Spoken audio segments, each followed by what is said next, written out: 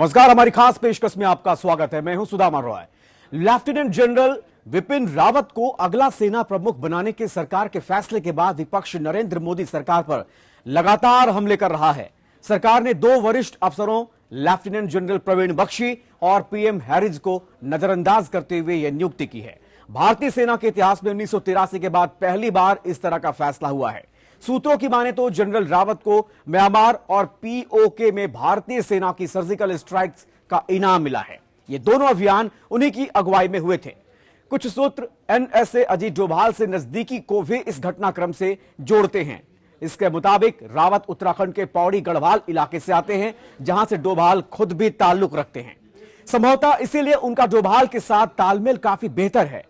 क्या है जनरल रावत का लेकर पूरा विवाद और क्या हैं उनकी चुनौतियां, देखिए हमारी स्पेशल रिपोर्ट रावत पर अदावत।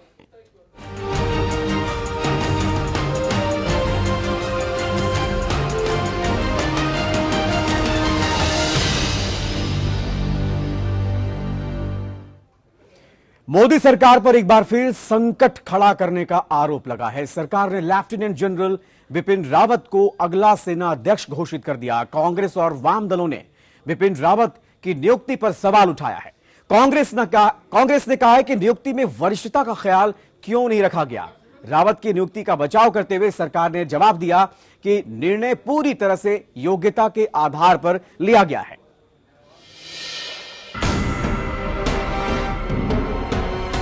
लेफ्टिनेंट जनरल बिपिन रावत देश के नए थल सेनाध्यक्ष। लेफ्टिनेंट जनरल रावत की नियुक्ति को लेकर तमाम बवाल पर सरकार ने लगाम लगाने की कोशिश की है। सरकार की तरफ से साफ कहा गया है कि नियुक्ति रक्षा हालातों और जरूरतों के आधार पर की गई है।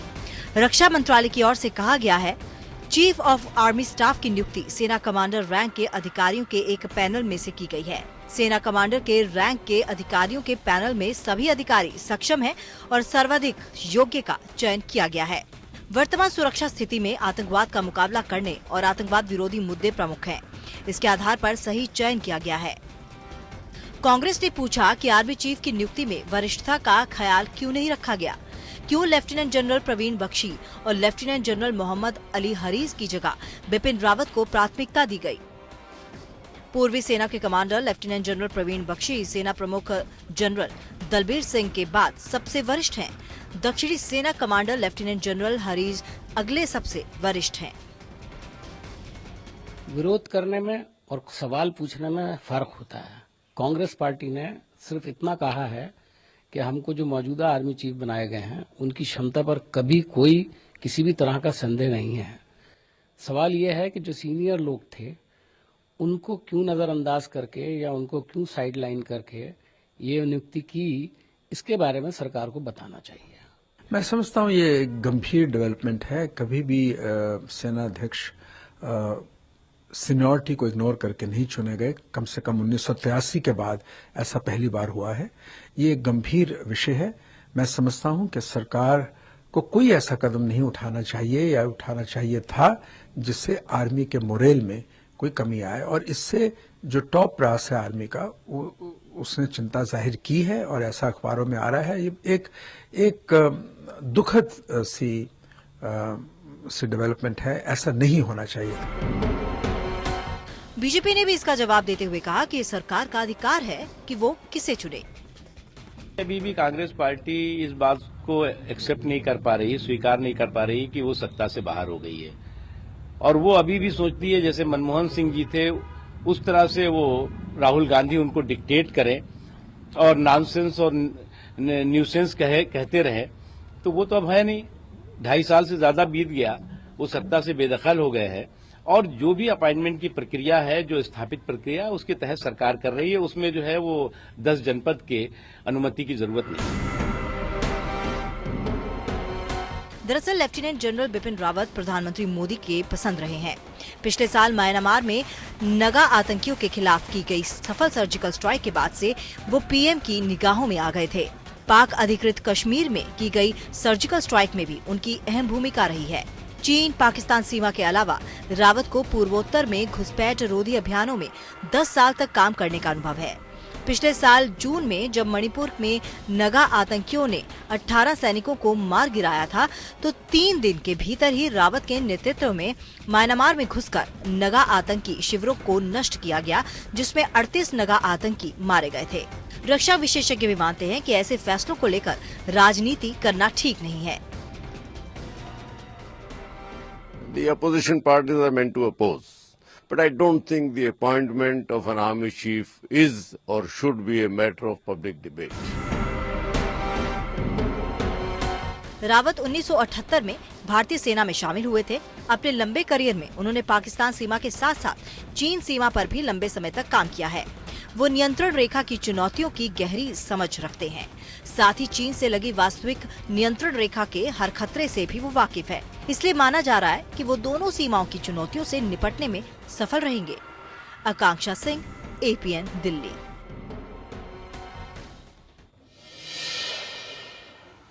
क्या पहली बार किसी सेनाध्यक्ष को वक्त से पहले दूसरों के ऊपर तरजीह दी गई? क्या इससे पहले ऐसा कभी नहीं हुआ था? क्या सरकार का फैसला ही नियुक्ति पर आखिरी है? इन सभी सवालों के जवाब जानने के लिए सभी बेचैन हैं। आखिर सच क्या है, देखते हैं इस खास रिपोर्ट में।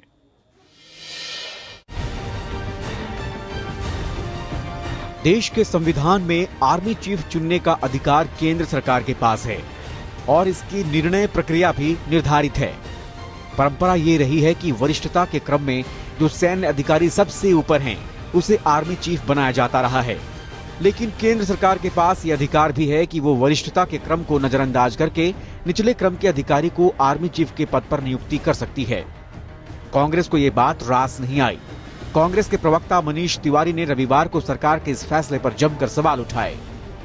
कोई हस्तक्षेप जनरल रावत पे नहीं है। वो बहुत एक अच्छे और एक बहुत कर्मठ कमांडर हो सकते हैं, पर यह सवाल जरूर उठता है कि general Praveen Bakshi, general Mohammad Ali Haris, general Negi, जो ईस्टर्न आर्मी, सदर्न आर्मी और सेंट्रल आर्मी कमांडर हैं, उनको सुपरसीड क्यों किया गया है? जो व्यक्ति सीनियरिटी में चौथे नंबर पे है, उसको क्यों बनाया गया है? क्या जो बाकी 3 व्यक्ति थे वो काबिल नहीं पाए गए थे? फौज एक पब्लिक संस्था है, एक सार्वजनिक संस्था है और भारत की प्रभुसत्ता की, भारत की एकता और अखंडता की रक्षा करती है। तो इसलिए इस सवाल का जवाब सरकार को देना चाहिए कि ऐसा फैसला क्यों लिया गया। मगर कहानी उल्टी पड़ गई। उत्साह और गुस्से में आकर मनीष ये भूल गए कि खुद कांग्रेस की सरकारों ने ये काम कई बार किया है। कांग्रेस शासन में नियुक्तियां। 1983 में तत्कालीन प्रधानमंत्री इंदिरा गांधी ने स्वयं जनरल SN सिन्हा की वरिष्ठता को नजरअंदाज करके जनरल AS वैद्य को आर्मी चीफ के पद पर नियुक्त किया था। वहीं मनमोहन सरकार ने 2014 में एडमिरल शेखर सिन्हा की वरिष्ठता को नजरअंदाज करके एडमिरल RK धोवन को नौसेना प्रमुख बनाया था। मजे की बात है कि कांग्रेस पार्टी को अपने ही इतिहास की जानकारी नहीं है। मनीष तिवारी को यह बताना जरूरी है कि तब इंदिरा गांधी और डॉक्टर मनमोहन सिंह ने अपने फैसलों के बारे में जनता को कोई स्पष्टीकरण नहीं दिया था। बीजेपी का कहना है कि सेना के स्तर पर होने वाली नियुक्तियों को राजनीतिक विवाद का विषय बनाना देश के लोकतांत्रिक भविष्य के साथ खिलवाड़ करने जैसा है। भारतीय सेना ने कभी भी इस बात का एहसास नहीं कराया है कि वो किसी भी स्तर पर देश की राजनीति में हस्तक्षेप करना चाहती है। कौन आर्मी के चीफ बनते हैं, किसको अपॉइंट किया जाता है, यह सब विषय राजनीति से परे रखने का विषय है। इस पर किसी प्रकार की राजनीतिक रस्साकसी नहीं होनी चाहिए। बड़ा दुखद विषय है कि कांग्रेस इसे राजनीतिक मैदान में उतार रही है। कुछ लोग कांग्रेस के इसके विरुद्ध खड़े हैं और आज हम देख रहे हैं कुछ लोग इसके सहयोग में खड़े हैं। कांग्रेस पार्टी परंपरा को आधार बनाकर आर्मी चीफ की नियुक्ति प्रक्रिया पर आपत्ति जता रही है। रक्षा मामलों के जानकार मानते हैं कि समय के साथ परंपरा में भी बदलाव होता है और उच्च स्तरीय सैनिक पदों पर नियुक्ति के सवाल पर सरकार से सफाई की मांग करना उचित नहीं है। ये सुपरसेशन पहले भी होती रही है। एक चीफ की अपॉइंटमेंट उन जनरलों से चुनी जाती है, होती है जो पहले ही टेस्ट किए जा चुके होते हैं उनकी प्रोफेशनल और लीडरशिप क्वालिटीज़ के लिए। पर जो और क्वालिटीज़ हैं जिसमें उन्होंने देश के, पूरे देश के जो न्यू सिचुएशंस आने वाली हैं उनके अनुसार अपने आप को प्रूव करना होता है, प्लस ग्लोबल लेवल के भी ऊपर उनका व्यू पॉइंट जो है, तीसरा जो गवर्नमेंट है उसके साथ भी मैच होना चाहिए। ये भी सच है कि देश की सुरक्षा से जुड़े सवाल पर जितनी जानकारी सरकार के पास होती है, उतनी जानकारी किसी दूसरे व्यक्ति या विपक्षी पार्टी के पास नहीं हो सकती है। इसलिए किसको सेना का प्रमुख नियुक्त करना है, इसका निर्णय सरकार के विवेक पर ही छोड़ देना चाहिए। अगर सेना में होने वाली नियुक्तियों पर राजनीतिक दलों के बीच सार्वजनिक विवाद होगा, तो ये तय है कि सेना के भीतर भी इसका नकारात्मक असर पड़ेगा। क्या हम भारत को पाकिस्तान के रास्ते पर ले जाना चाहते हैं, जहां सेना प्रमुख की नियुक्ति पर महीनों तक राजनीतिक बहस होती है? अमित यादव के साथ ब्यूरो रिपोर्ट, APN।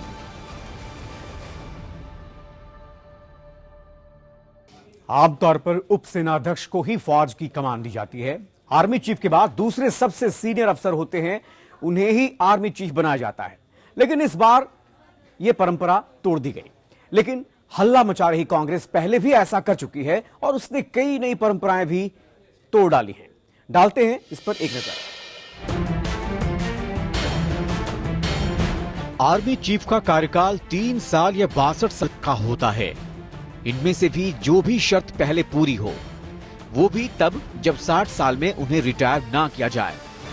यानी अगर कोई 60 साल की उम्र पूरी होने के आखिरी दिन आर्मी चीफ नियुक्त होता है, तो उसकी नौकरी 2 साल अपने आप बढ़ जाती है। सरकार ने लेफ्टिनेंट जनरल प्रवीण बख्शी को सेना अध्यक्ष नहीं नियुक्त किया। अटकलें लगाई गई हैं कि जनरल बख्शी का आर्म्ड कोर से होना उनके खिलाफ गया, क्योंकि आर्मी चीफ आमतौर से इन्फेंट्री से होते हैं। आज तक सिर्फ जनरल के सुंदर जी ही ऐसे आर्मी चीफ बने हैं जो आर्म्ड कोर से थे। ये बात भी 2 दशक से ज्यादा पुरानी हो गई। खुद कांग्रेस में सरकार के फैसले को लेकर 2 राय है कि चाहे वो सेना के प्रमुखों की नियुक्ति का मामला हो या सुप्रीम कोर्ट के चीफ जस्टिस की नियुक्ति का मामला हो, ऐसे मामलों में केवल वरिष्ठता नहीं, वरिष्ठता के अलावा अन्य बहुत सारी चीजों को भी ध्यान में रखा जाता है। देश की सुरक्षा के लिए क्या सर्वोत्तम है, ये निर्णय तत्कालीन सरकार करती है। मैं समझता हूं सेना और राजनीति दोनों बिल्कुल अलग छोर पर रहना चाहिए और सैनिक मामलों में, राष्ट्रीय सुरक्षा के मामलों में राजनीति करना मैं उचित नहीं मानता। सरकार ने जनरल बख्शी की जगह उनके जूनियर जनरल रावत को आर्मी चीफ नियुक्त कर दिया। 1983 में जनरल SK सिन्हा के बाद वो दूसरे आर्मी अफसर होंगे जिनके जूनियर को आर्मी चीफ बनाया गया। लेकिन जब मनमोहन सिंह की सरकार ने 2014 में जनरल दलबीर सुहाग को आर्मी चीफ नियुक्त किया था, तब भी इसे लेकर सवाल उठे थे। जनरल सुहाग का नाम उस वक्त के army chief general Bikram Singh के रिटायर होने से 3 महीने पहले ही घोषित कर दिया गया था। जनरल बिक्रम सिंह 31 जुलाई 2014 को रिटायर होने वाले थे, लेकिन मनमोहन सरकार ने जनरल सुहाग का नाम मार्च 2014 में ही घोषित कर दिया था, जबकि आमतौर पर सरकार 2 महीने पहले ही नए आर्मी चीफ के नाम का ऐलान करती है। परंपरा के मुताबिक जनरल बिक्रम सिंह के बाद के आर्मी चीफ के नाम का ऐलान 31 मई 2014 को होना था। तब तक केंद्र में नई सरकार होती। ऐसे में सवाल उठता है कि मनमोहन सिंह की सरकार ने क्यों नए आर्मी चीफ के नाम का ऐलान इतने पहले कर दिया था? इस जल्दबाजी की वजह क्या थी? इन सवालों के जवाब अब तक नहीं मिल सके हैं। हालांकि जानकार बार बार एक ही बात कह रहे हैं कि फौज पर राजनीति नहीं होनी चाहिए। कि गवर्नमेंट जो निर्णय हुआ है, ये निर्णय किसको कहा, कितना अनुभव है, ये देखकर लिया गया है। इसलिए मेरे ख्याल से इस चीज का राजनीतिकरण नहीं होना चाहिए। उनसे पहले के नौसेना प्रमुख एडमिरल RK धोवन के नाम का ऐलान भी यूपीए सरकार ने कुछ इसी तरह किया था। जब उनसे पहले के नौसेना प्रमुख एडमिरल DK जोशी ने वक्त से पहले इस्तीफा दे दिया था, तो एडमिरल धोवन के नाम का ऐलान करने में सरकार ने 2 महीने लगाए थे। 2 महीने तक नौसेना बिना प्रमुख के रही थी। यूपीए सरकार ने पहले से तय नियम को कई बार तोड़ा था। यूपीए सरकार ने जनरल सुहाग को सबसे सीनियर अफसर और कमांडर होने की वजह से आर्मी चीफ बनाया, मगर एडमिरल RK धोवन के मामले में इस नियम की अनदेखी कर दी गई। एडमिरल धोवन जब नेवी चीफ बने तो ना तो वो सबसे सीनियर वाइस एडमिरल थे और ना ही उनके पास कमांडर होने का तजुर्बा था। उस वक्त नौसेना प्रमुख एडमिरल DK जोशी के इस्तीफे के बाद वेस्टर्न कमांड के प्रमुख vice admiral Shekhar Sinha navy के सबसे सीनियर अफसर थे। नियम के मुताबिक उन्हें ही नौसेना प्रमुख बनाया जाना चाहिए था, लेकिन जब उनकी जगह एडमिरल धोवन को नेवी चीफ बना दिया गया तो वाइस एडमिरल सिन्हा ने इस्तीफा दे दिया था। हालांकि साल 2014 में बीजेपी ने इस नियुक्ति पर सवाल नहीं उठाया था, लेकिन तत्कालीन रक्षा मंत्री ए.के. एंटनी का इस्तीफा मांगा था। हमारे नौजवान मर रहे हैं और हादसे के बाद हादसे हो रहे हैं, और इसलिए हम कहेंगे कि रक्षा मंत्री को भी इस्तीफे की सोचना चाहिए। अब लेकिन सरकार जा रही है, लेकिन उसकी जिम्मेवारी लेनी चाहिए। ऐसा नहीं है कि यह सिर्फ भारत में हुआ हो, दुनिया के सबसे मजबूत लोकतंत्र अमेरिका में भी जूनियर प्रमोट किए गए। जबकि अमेरिका के राष्ट्रपति बराक ओबामा ने जनरल मार्टिन डेम्पसे को ज्वाइंट चीफ ऑफ स्टाफ बनाया तो वो सबसे सीनियर अफसर नहीं थे। ओबामा ने उन्हें सेना प्रमुख बनाने के 1 महीने बाद ही ज्वाइंट चीफ ऑफ स्टाफ बना दिया था।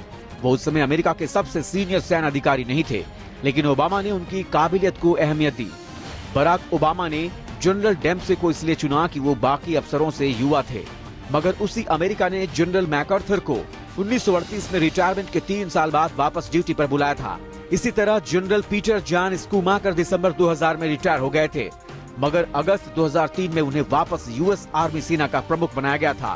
कहने का मतलब ये कि सेनाओं के प्रमुखों के चुनाव का पैमाना सिर्फ उनकी काबिलियत होनी चाहिए, उम्र नहीं। अमित यादव के साथ ब्यूरो रिपोर्ट, एपीएन।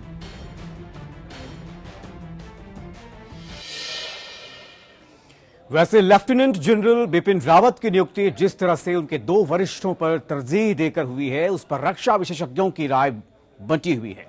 भारतीय सेना के स्ट्रेटेजिक विंग को संभाल चुके रक्षा विशेषज्ञ पीके सहगल ने कहा कि इस तरह से हुई नियुक्तियों का सेना के मनोबल पर असर पड़ सकता है।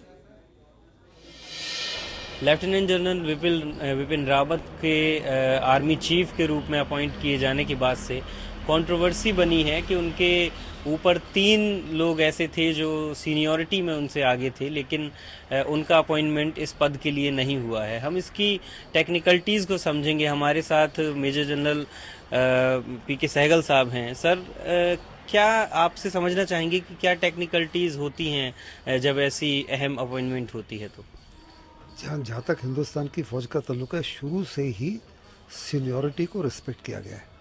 सीनियरिटी को इसलिए रिस्पेक्ट किया गया है कि ताकि पॉलिटिकल और ब्यूरोक्रेटिक जो दखल अंदाजी है उससे बचा जाए।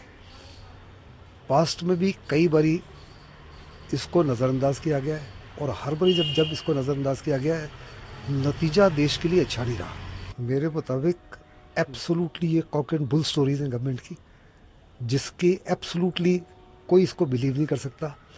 चीफ लड़ाई नहीं लड़ता, लड़ाई लड़ते हैं थिएटर कमांडर्स। चीफ तो गवर्नमेंट के साथ इंटरफेस है, और सारे के सारे जो आर्मी कमांडर्स थे बहुत ज़्यादा, जैसे कि मैंने बोला है, कंप्लीटली कॉम्पिटेंट हैं इस कार्रवाई को करने के लिए।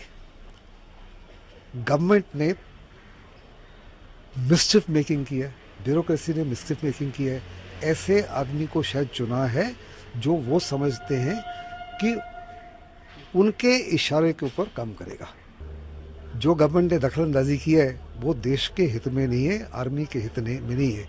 We needed a strong army chief, and मेरे मुताबिक उनसे बेहतर या उनके बराबर के और उनसे सीनियर लोग मौजूद थे। उसके बावजूद भी ये दखलंदाजी की गई, जो गवर्नमेंट को एक्सप्लेन करना चाहिए देश को कि क्यों किया। धन्यवाद हमसे बात करने के लिए। तो मेजर जनरल सहगल साहब जो बता रहे थे कि ऐसा जो डिसीजन हुआ है वो निश्चित तौर पर सरकार ने अपनी सुविधा के अनुसार लिया है, और पहले भी जब ऐसे डिसीजन हुए हैं तो वो देश को कहीं ना कहीं महंगा पड़ा है। कैमरा पर्सन संजीत के साथ अंबुज पांडे, एपीएन न्यूज, दिल्ली। देश के नए सेनाध्यक्ष विपिन रावत की राह भी आसान नहीं है। एक तरफ पाकिस्तान है तो दूसरी तरफ चीन। सेना के भीतर भी सहूलियतों के हिसाब से कई गड़बड़ियां हैं जिन्हें तुरंत पूरा करने की जरूरत है। कुल मिलाकर लेफ्टिनेंट जनरल रावत के सामने कई चुनौतियां हैं जिन्हें उन्हें निपटाना होगा। अगर आज पाकिस्तान या चीन से जंग के हालात बनते हैं तो हमारे परमाणु संयंत्र, बांध, ऊर्जा संयंत्र, तेल शोधक केंद्र और बारूद के गोदाम जैसे देश के महत्वपूर्ण ठिकानों पर बड़ा खतरा बरकरार है। मार्च 2012 में तत्कालीन सेना अध्यक्ष वीके सिंह ने तत्कालीन प्रधानमंत्री मनमोहन सिंह को चिट्ठी लिखी थी कि सेना के हवाई रक्षा तंत्र का जखीरा पुराना पड़ चुका है। 4 सालों के बाद आज भी स्थिति में कोई सुधार नहीं आया है। जनरल रावत के सामने सेना को आधुनिक बनाने की चुनौती सबसे बड़ी है। साथ ही नए सेनाध्यक्ष को पाकिस्तान से रह रहकर हो रही फायरिंग और घुसपैठ से भी निपटना होगा। चुनौतियां तो हमारे सामने ही है, सबके सामने है। पाकिस्तान है, वहां पे भी एक नया चीफ आया है, वहां पे भी लगातार हमारे एलओसी पर और बॉर्डर पे एक्शन हो रहा है, और चुनौती चाइना से भी है। तो दोनों तरफ से जो चुनौतियां हैं उनका मुकाबला करने के लिए वो चुनौतियां उनके सामने हैं। जो भी चीफ बनेगा उसके सामने होंगी।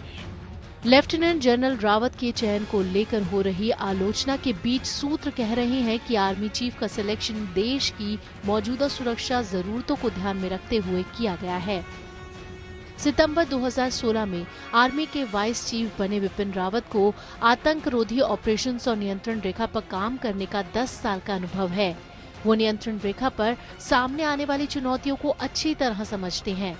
पिछले साल जून में जब मणिपुर में नागा उग्रवादियों ने 18 जवानों को मारा था, तो इसके 3 दिनों के भीतर ही रावत के नेतृत्व में सेना ने म्यांमार में घुसकर उग्रवादियों के कैंप ध्वस्त कर दिए थे। इस साल सितंबर में पीओके में सर्जिकल स्ट्राइक हुई थी, जिसमें पर्दे के पीछे कमान बिपिन रावत के हाथ में ही थी। रावत तब तक डिप्टी आर्मी चीफ बन चुके थे। एज एन आर्मी चीफ हर तरह का एक्सपीरियंस आ जाता है। जैसे इनको जनरल रावत को इंसर्जेंसी का बहुत एक्सपीरियंस है, तो ओपन वॉरफेयर का एक्सपीरियंस दूसरे जनरल्स को है। जनरल रावत के सामने सेना के साजो सामान को बढ़ाने की भी चुनौती है। सूत्रों का आंकलन है कि युद्ध की स्थिति में गोला बारूद महज 7 दिन के लिए उपलब्ध है, जबकि ये जखीरा कम से कम 20 दिनों का होना चाहिए। इसका नतीजा ये हुआ कि प्रशिक्षण के दौरान गोला बारूद खर्च करने को सीमित कर दिया गया। सेना पर सीएजी की रिपोर्ट में चौंकाने वाले आंकड़े सामने आए हैं। सेना पर सीएजी की रिपोर्ट, एलसीए यानी लाइट कॉम्बैट एयरक्राफ्ट के लिए 13,390 करोड़ रुपए मंजूर किए जा चुके हैं, लेकिन खरीदारी नहीं हुई। 1,618 करोड़ रुपए मूल्य के खराब गोला बारूद को सेना ने रिजेक्ट कर दिया है। 814 करोड़ रुपए मूल्य के गोला बारूद को खराब गुणवत्ता के कारण सेना ने इस्तेमाल में नहीं ला सकने योग्य करार दिया है। 2,109 करोड़ रुपए मूल्य के आयुध ऐसे हैं जिन्हें मरम्मत की जरूरत है। वैसे नए जनरल को चीन से भी निपटना होगा। चीन लगातार भारत के साथ कभी नरम तो कभी गरम रुख अपनाता रहा है। अब देखना है कि नए सेनाध्यक्ष इन चुनौतियों के सामने कितना खरे उतरते हैं। तमन्ना महाजन के साथ किमी बेदी, एपीएन। इसी के साथ हमारी इस खास पेशकश में फिलहाल इतना ही। नमस्कार।